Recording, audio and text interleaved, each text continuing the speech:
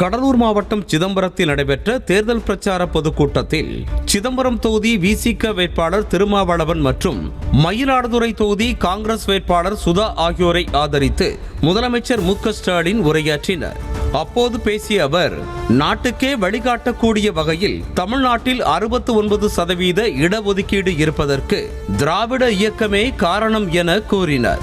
மேலும் இடஒதுக்கீட்டை பார்த்து எரியுதடி மாலா ஃபேன போடு என்பதை போல பாஜக கதறுவதாகவும் சாடினார். இப்பொழுது தமிழ்நாட்டில் நாட்டுக்கே வழிகாட்டக்கூடிய வகையில் 69 விழுக்காடு இடஒதுக்கீடு இருக்குன்னா அதற்கு காரணம் திராவிட இயக்கம், நம்முடைய முத்தமிழறிஞர் தலைவர் கலைஞர் அவர்கள்.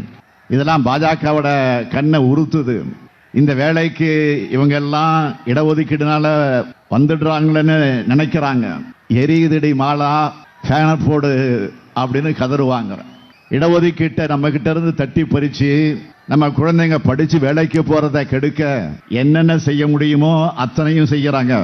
பாஜகவால் உருவாக்கப்பட்ட வாஷிங் மெஷின் ஒன்றை பிரதமர் மோடி வாங்கியிருப்பதாகவும் அந்த வாஷிங் மெஷினில் உள்ளே சென்றால் ஊழல்வாதிகள் தூய்மையாகி விடுவதாகவும் அவ்வாறு ஊழல் செய்த அரசியல்வாதிகள் பாஜகவிற்குள் சென்றால் அவர்கள் மீதான வழக்குகள் எல்லாம் வாபஸ் பெறப்படுவதாக முதலமைச்சர் குற்றம் சாட்டினார். பிரதமர் மோடி இப்படி அடிக்கடி சொல்றாரு கேரண்டி கேரண்டின்னு, அது எதுக்கு தெரியுமா?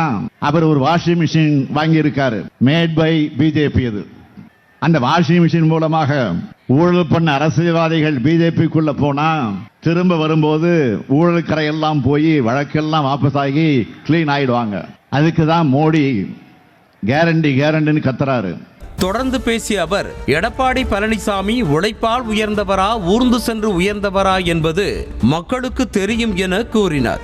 மேலும் அதிகமாக கப்பம் கட்டக்கூடியவர்தான் தலைவராக முடியும் என்று கூவத்தூரில் ஏலம் எடுக்கப்பட்டவர்தான் இபிஎஸ் என்றும் முதலமைச்சர் மு.க.ஸ்டாலின் கடுமையாக விமர்சித்தார். பழனிசாமி அவர்களே, நீங்க உழைச்சு முன்னேறினீங்களா இல்ல ஊர்ந்து வந்து முன்னேறினீங்களா ஊருக்கு தெரியும். இந்த லட்சணத்துல வாய்ச்சவாடல் அவசியம் தானா? உங்க வாய்ச்சவாடெல்லாம் உங்க அடிமை கூட்டத்தோட நிறுத்திக்கங்க. அதிமுகவில் கடைசி தொண்டரும் கூட தலைவராக முடியும்னு பழனிசாமி சொல்றாரு. உண்மை என்ன?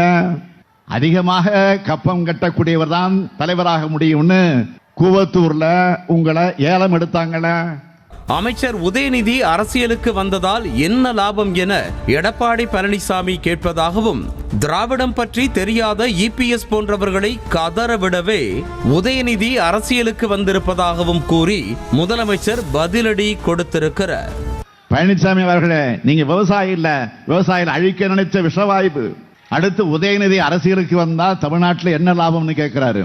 திராவிடத்தோட எதிரிகளையும் திராவிடம்னா என்னன்னு தெரியாத பழனிசாமி மாதிரியான துரோகிகளையும் தினமும் இப்படி கதற விடுறாரு.